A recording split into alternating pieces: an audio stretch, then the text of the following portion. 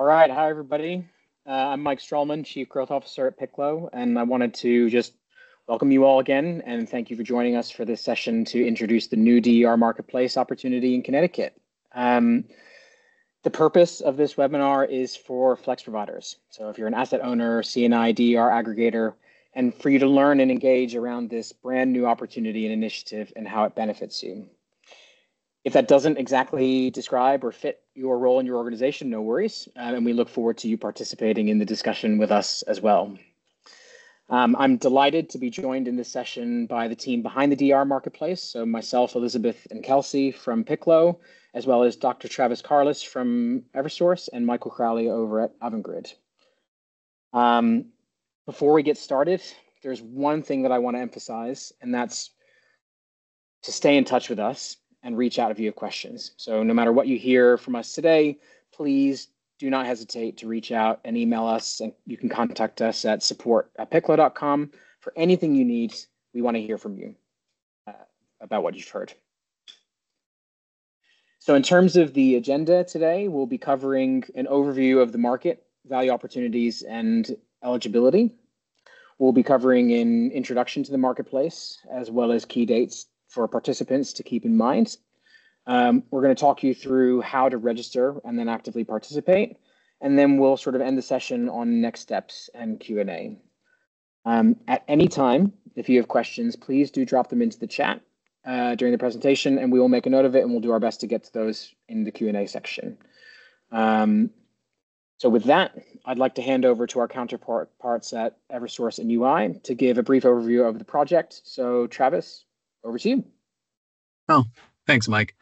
I'm Travis Carless. I'm a manager at Eversource, and Eversource and UI are asking for over 35 megawatts of flexible capacity to be provided in the winter 2024-2025 season. Now, there's about 13 competitions with approximately $750,000 in incentive funds that are set aside via the IES mechanism. These are location-specific procurements that are happening in different regions across Connecticut, as you could see in the figure below. We encourage you to go to the website that's being dropped right now to check this out.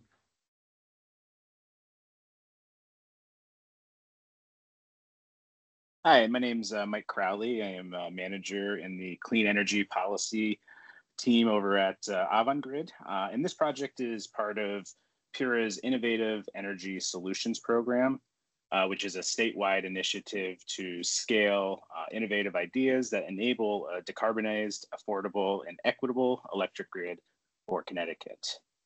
This DER marketplace is a net new program and incentive opportunity geared towards aggregators, asset owners, and operators. We'll talk more about eligibility soon, but the important thing to note is that if we can demonstrate that there is an interest, a value, and participation in this market, we have a mechanism to expand this opportunity. So in order to do so, we will need your participation. Thanks, Michael. Yeah, I wanted to spend a minute just emphasizing Michael's points and Travis's above, and this is a really exciting and unique opportunity. And as Michael said, it's a net new incentive opportunity for providers in the Connecticut area. Just to remind you what Travis said, so there are 13 competitions with approximately $750,000 available via IES funding, and this represents a new value stream for all of your assets. And you can actually co-participate with other programs such as energy storage solutions in the state of Connecticut. Through our marketplace, through this product, you can explore new growth opportunities and get notified when we expand partnerships across the US. So it's not just in Connecticut, but there may be more beyond unlocking even more value streams for your business. As a flex service provider, in terms of participation, it's free to use. There's no cost for you to upload assets and participate in bidding to see if there are opportunities available to you. And the marketplace is designed to make it as easy as possible for you to use.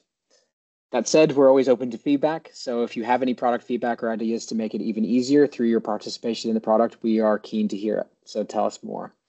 And so really underscoring the sort of the last point that Michael made, most importantly, we have a regulatory path to extend these incentive opportunities beyond the winter season. And so if we can show its value, so please do engage and participate.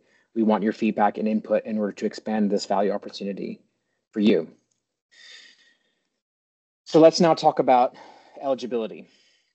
Overall, you can participate if you're a DER aggregator or operator, a DR provider, a non-residential end customer that can provide flexibility to the grid. If you fall into one of these categories, you'll be considered a flexibility service provider or an FSP and can participate in the market. You must be a business to participate, and that means you're either a non-residential customer or an aggregator of residential assets. As a reminder, you may co-participate with other programs in the region, such as, but not limited to, the Connecticut Energy Storage Solutions Program, Connected Solutions, and/or ISO New England demand response programs. So please come take a look and find an incremental value stream for your business. On the asset side, there are minimal limits. So take a look at the screen here, but in summary, all asset types are eligible for participation. That said, in terms of the process, you still have to qualify, which is a prerequisite for participation. So that includes surfacing information about your assets into the platform, such as runtime, capacity, other parameters. But we'll talk more about this with you later when we run through the platform. So yeah, with that, let me pass you over to Elizabeth, who's going to tell you more about Piclo. Thanks, Mike. Really quickly, I wanted to give you some background about Piclo. We are an independent third-party marketplace. So we are sitting in between providers of flexibility and the utilities like Eversource and UI who are looking to contract that flexibility. And as a third party, our goal is to support both sides of the market by creating a streamlined digital process and lowering the barriers to participation. Creating an active marketplace, which means that when a utility puts out a call for flexibility, really anyone puts out a call for flexibility, it can be fulfilled quickly, and we have a marketplace that benefits both parties.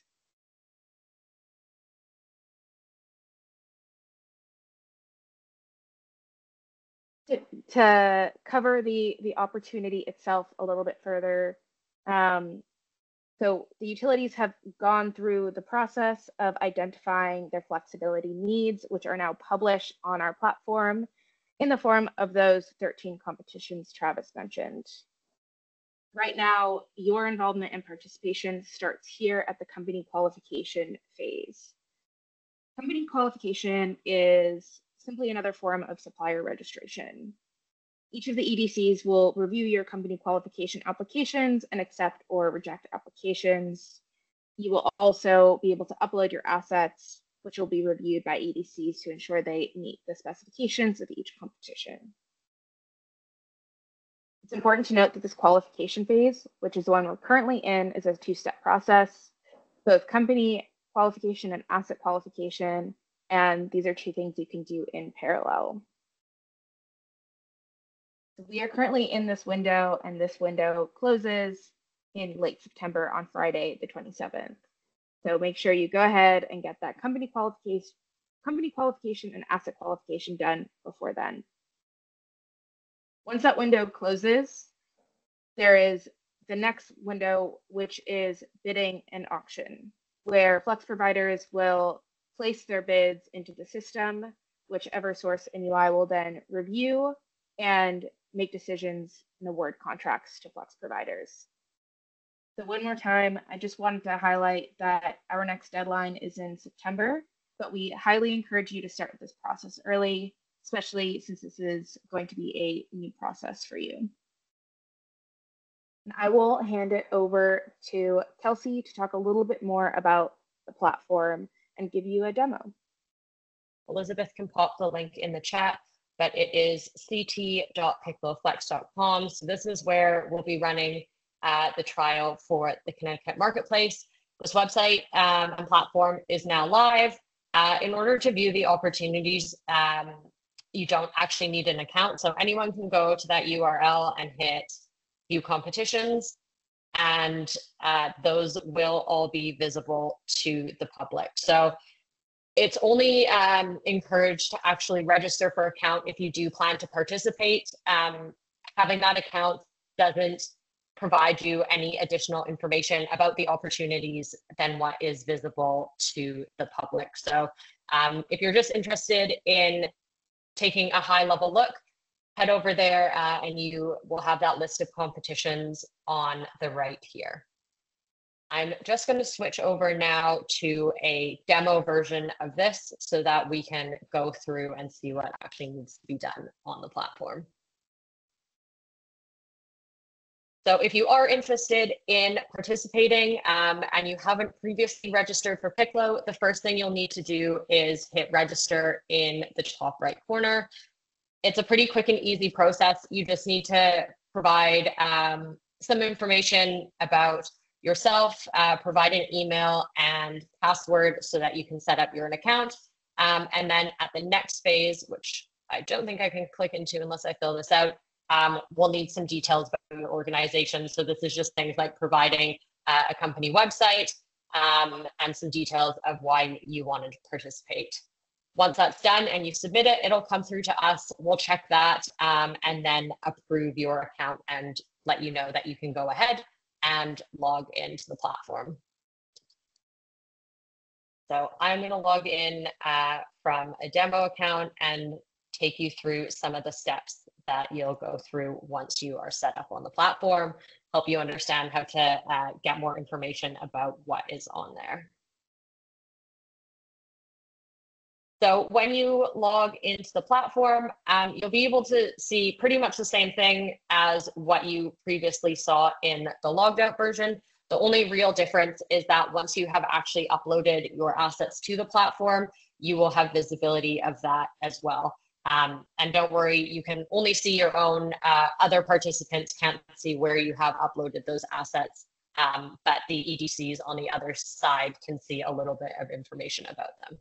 Taking a step back, you'll see that map, you'll see the competitions listed on the right, and then these numbers on the map are representing your assets. So it looks quite similar to that logged out version.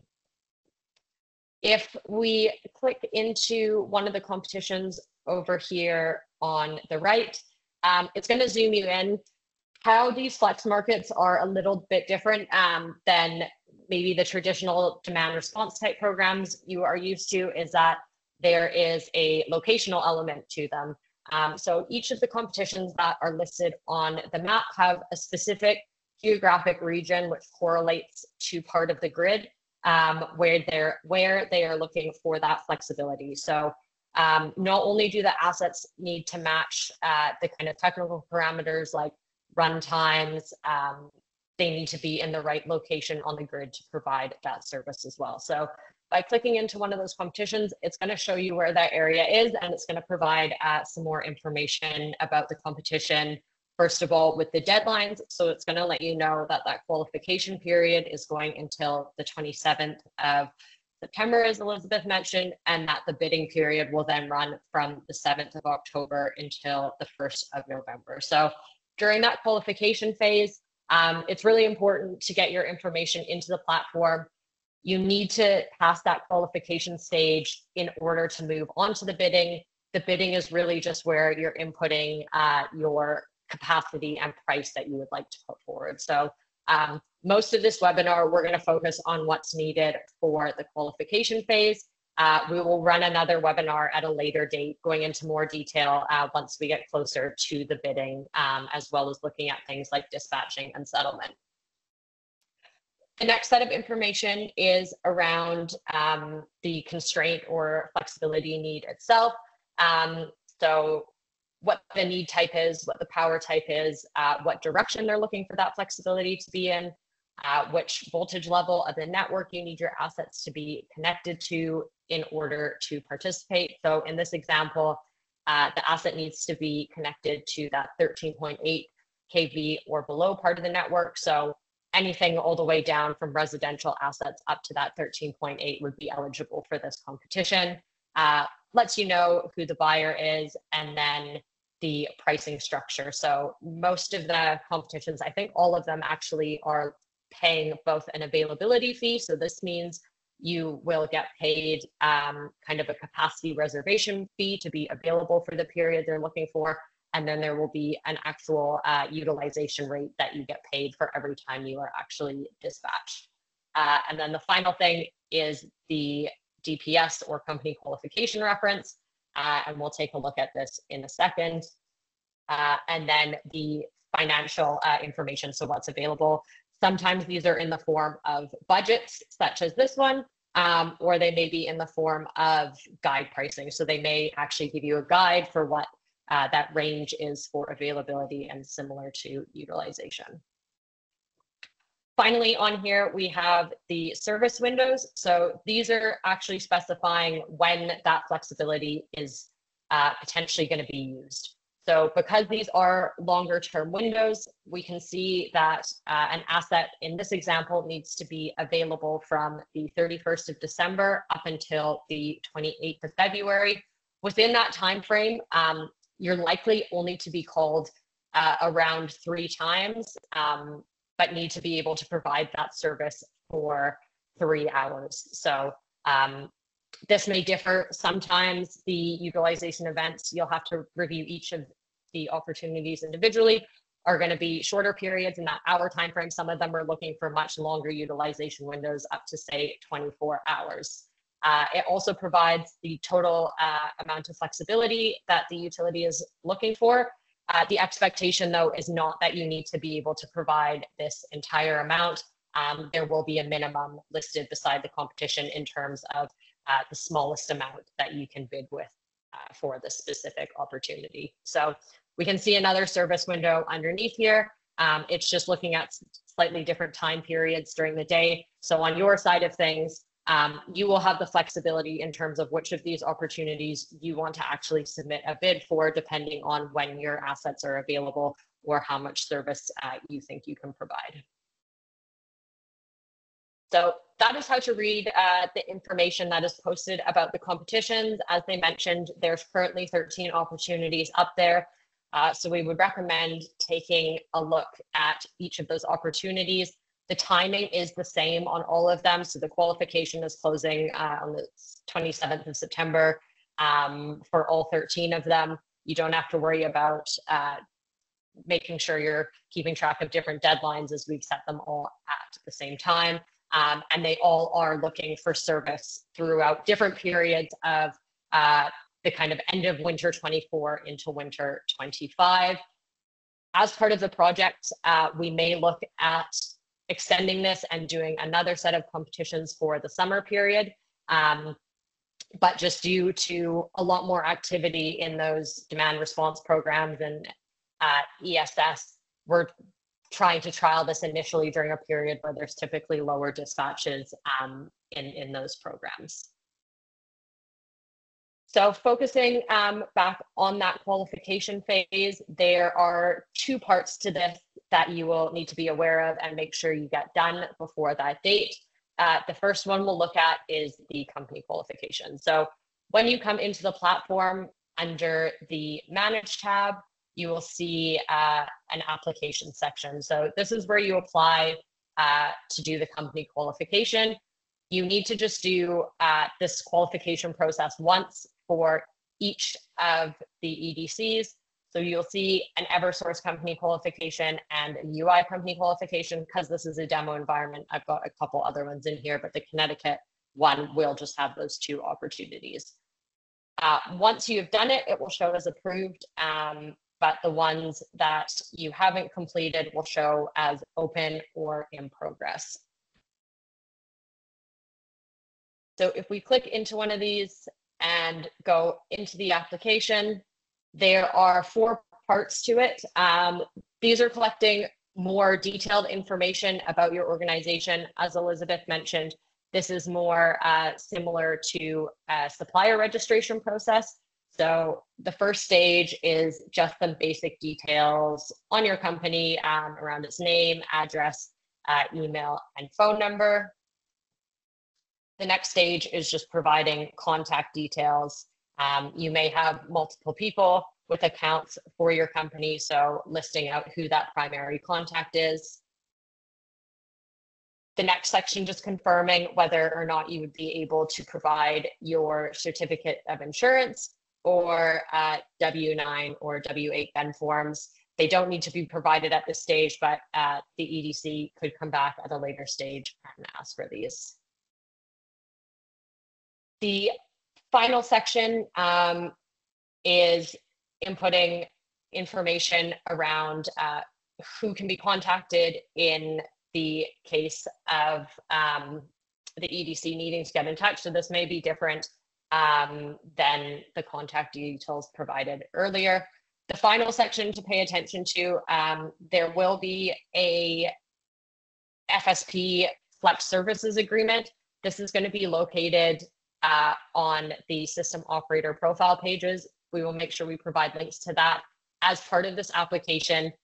Either a signed version of that agreement or a red line version of that agreement will need to be attached to this application, so that once we actually get to that bidding stage, the contract is already signed and in place. Once that's finished, you'll be able to submit the application. That will be sent through to either Eversource or UI to review it. Assuming everything looks good, they will approve it. If they have any questions, they'll come back to you through the platform with anything that needs to be changed or if any further information needs to be provided. The second step of the qualification phase is making sure to get your assets up onto the platform. So again, this is done under the Manage tab and Assets. Asset information is put into the platform via an Excel spreadsheet. So what you'll do is download this template. There are a number of different fields on the template. Probably a third of them are required and 2/3 of them are optional. So if you want to do a light touch kind of assessment where your assets fall into those competition areas on the platform, I would just recommend doing this with only the required information, and then those assets that you do want to proceed with through the qualification phase, you can download those existing assets at a later stage and fill out the rest of the data that we're looking for. So in order for those assets to be fully assessed by the EDCs, we do need that complete set of data for the assets that you wish to put forward. Once you're finished with it, you will just save it and upload it back to the platform. Once you've done that, the assets will then appear back on the map. And again, if we zoom back into where we were before, there's two different ways that they will show up. So either as one of these dots, this means they are ineligible for any of the competitions. This may be due to them not falling in the correct area. They may not be connected at the right voltage level. Or if your company qualification has not been approved yet, they will also show as ineligible. The ones that show up for pins, it's going to tell you exactly which competition it's eligible for. This means that all your information is there and ready to go, and you can then put it forward. And if you pass that qualification stage, you will then be able to bid in with those assets. So those are the two steps to focus on before that 27th of September deadline. Make sure you get your assets up on the platform and make sure you fill out that company qualification. We're very happy to sit down and provide any help in terms of filling out that asset spreadsheet. If you've got any questions about the process or any feedback on it, also happy to help there. Don't expect everybody to remember exactly what we've gone through in this demo, so please reach out to us and we can always provide it again as well. Like I said, we'll provide another demo closer to that bidding stage to show you how to bid in the platform. For those assets that do get contracted, they will then move on to the next phase where they are actually getting dispatched, where the EDCs will use the platform to send dispatch instructions. These will come in the form of visible instructions on the platform. It will then be up to you to accept those instructions and go ahead and operate your assets accordingly to what you've said you're going to provide. And then finally, the settlement phase. So meter details will be uploaded to the platform by the FSPs. So there will be details in the contract around the types of meter data that are allowed, the frequency at which that data needs to be collected, as well as the baselining methodologies that are going to be used to determine that asset baseline and then its performance against it. So once that's uploaded to the platform, we will calculate that performance and then send out a performance report to both sides, so that ultimately you can get paid for your provision of service. I think I will leave my demo there. Again, this was supposed to just give you a flavor of the platform. Please reach out to us for any further demos, support, or help in making sure that you understand how to move forward in this process and get your stuff up on the platform in time to qualify for that bidding stage. I will hand back to you, Elizabeth, I think. Great, thanks so much. Like Kelsey mentioned, there are many avenues for your support. I am dropping them as links in the chat, and we can also send these out after the webinar as a follow-up. The top tips to remember are: do not leave this until the last minute. Get started on this early. You can always reach out to us during the process, and we can set up additional time to help and guide you through it, and give us feedback throughout the process. We want the platform to be a facilitator for you and make this process easier. And our last call out is to upload all of your assets in Connecticut. Even if you're unsure whether your assets will fall into different auction or competition areas, it will help us show engagement. And with that engagement, we can continue to advocate for a multi-year program scale up and continue to refine and improve these opportunities over time. So what should you do right now? First thing you should do is go ahead and register on the platform. It's always helpful to start with that registration. This is a 2-minute process. It comes ahead of qualification. And it's really just asking for your email and your name. Once you've registered, you can then get started with qualification. And then go ahead and feel free to reach out to us if you have any more questions.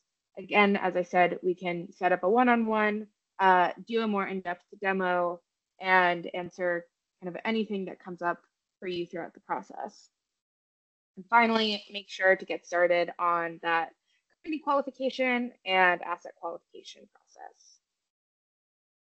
Right now, the qualification is open. You could go register on the platform in 5 minutes and start qualification today. And qualification is going to remain open until September 27th. Again, we recommend starting now. Do not start on Thursday, September 26th. And right here, this is our last slide. We are going to leave it here. I've dropped a bunch of helpful links and information in the chat as well. And we can pivot over to our Q&A section. So again, feel free to drop your comments in the chat. We do have our very first comment, or our very first question. So how do you verify that an asset is dispatched during the called hours? Kelsey, I know you just covered this very briefly in your demo, but would you mind covering this question again? And then we can move on to the next 2 questions. Yes. So the verification of the dispatch is done post-event, so you'll be required to send historical meter data so that we can determine that baseline, as well as then the meter data during the event, so we can determine the performance against the baseline of that dispatch. In terms of penalties for non-performance, there is language in the contract around this. Correct me if I'm wrong, but I think for this trial, we are not using any penalties for non-performance. Yeah. Okay. Kelsey, Travis that's is nodding. We will have partial partial payment for partial performance. Thank you. And then who determines the base bidding price? So those competitions all have either budgets or guide prices listed against them. It'll be up to the individual flex service providers to use that financial information provided, determine your kind of operating constraints, any costs on your side, and ultimately submit a bid. The EDCs will be reviewing those bids that come in against their kind of guides and budgets to see whether or not they financially make sense. Those will be referenced in kind of a cost benefit analysis against what other methods would be available to address these constraints on the grid. So for example, in a planned maintenance scenario, what would the cost of getting a backup generator be, and weighing the cost versus the benefits of these flexible solutions.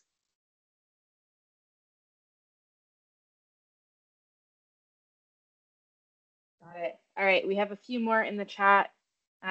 Is an application only eligible if it has enough assets to satisfy the total need listed in a competition?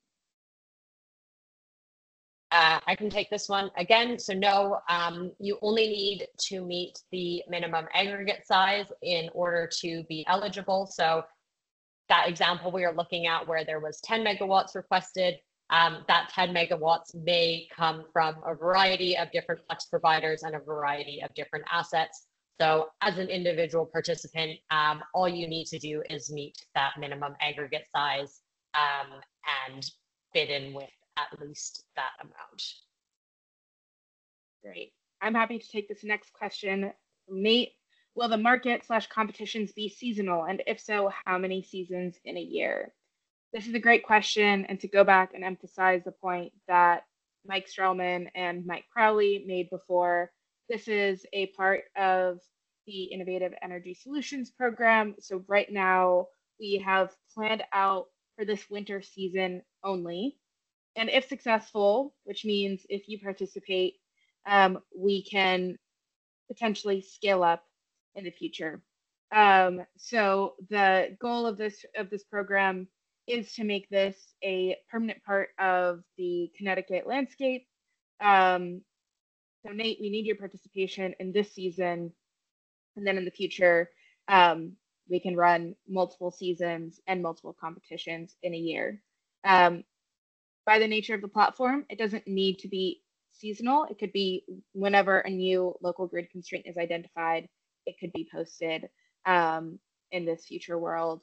But for now, we've tested this out in a winter season, and do let us know if there's any interest in a summer season. I think that's something we're interested in exploring and hearing your feedback on. All right.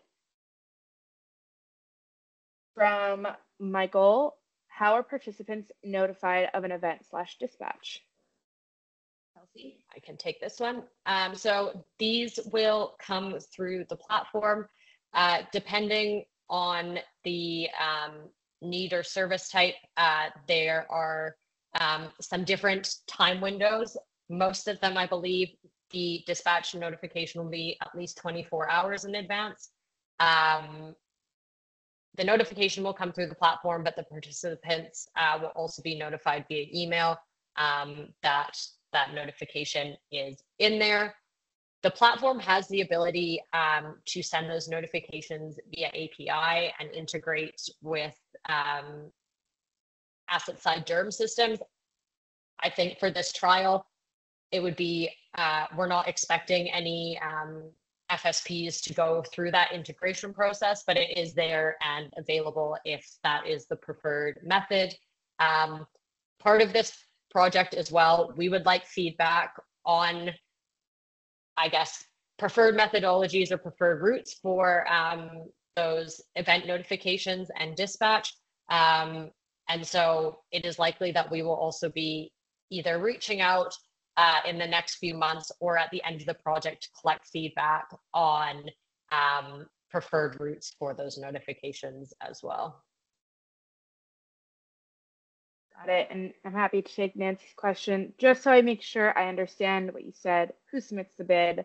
Does the provider know what they will be paid when they apply? So to answer your question, the flex provider submits their own bid.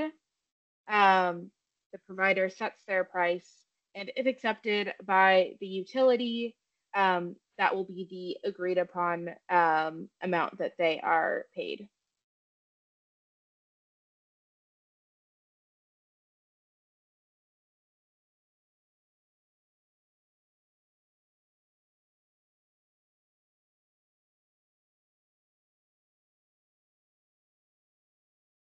Thank you. All right. Can assets that are not currently operational but are expected to be in operation by winter 2024 be registered?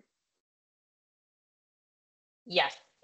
So when you're registering your assets, there is a column for different operational status. If it's, say, in development, you would just select that status of the asset when you're applying.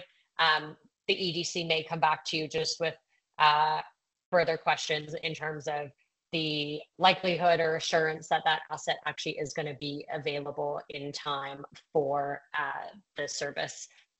Where we're looking at services that are even further out in advance, the platform actually does, when you're uploading your assets, you will see a second tab on that asset spreadsheet for planned assets. Those are ones that are not even in development yet. Those will be off the table for this pilot because the turnaround time is quite short. The assets that you're bidding in with will need to be further along in their development stages rather than just in that very early planning stage. So you can ignore that planned assets tab for this pilot just due to the timelines of when service is needed.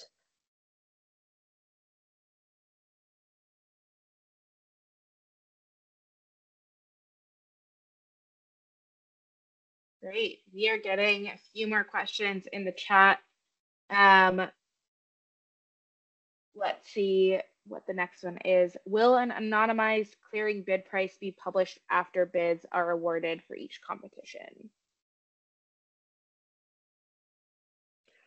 I will take this one. Yes, the competition results will be published after, probably likely at the end of the season, the results will be published at that time. Great. Kelsey, I am also going to hand Tyler's questions over to you. At least the first one, are the services restricted to load reduction? Is net injection also allowed?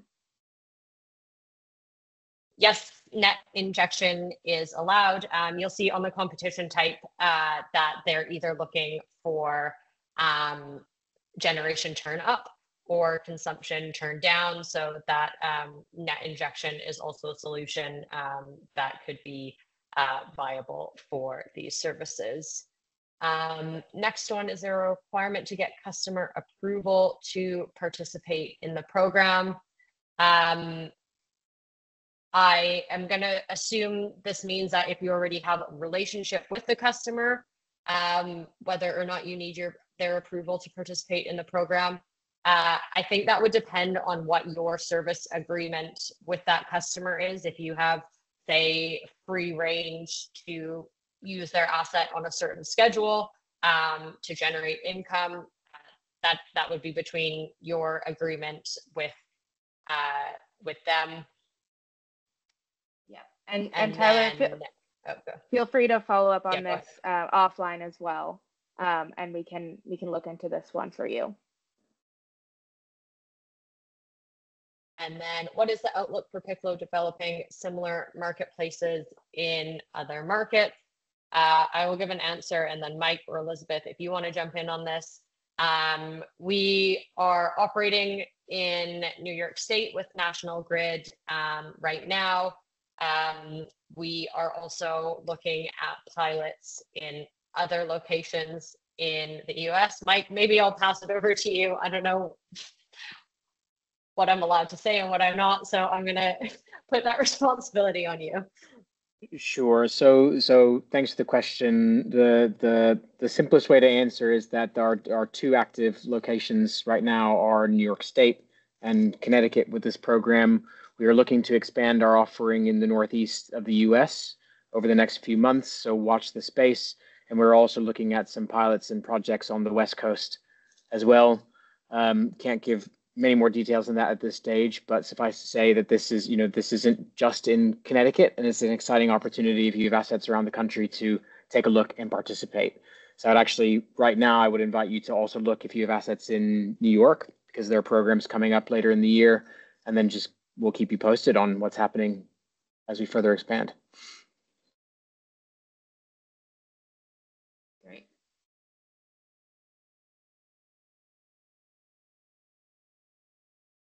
And then one more question we got through the chat. Sorry if this is an earlier deck, but is fossil-based backup generation eligible?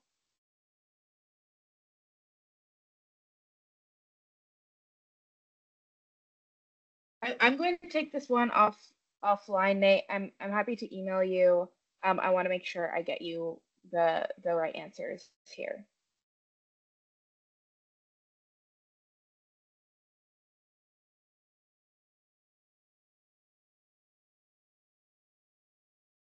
I think I could take this one. We're not focused on fossil-based backup generation. The idea here is that it will be clean generation, or clean storage, or clean assets.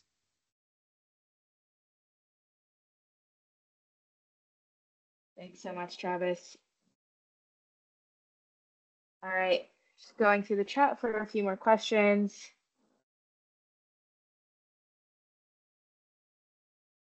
Eric says, I'm excited and interested to see a new marketplace like this, particular with geographic targeting. Thanks so much, Eric. We're very excited as well.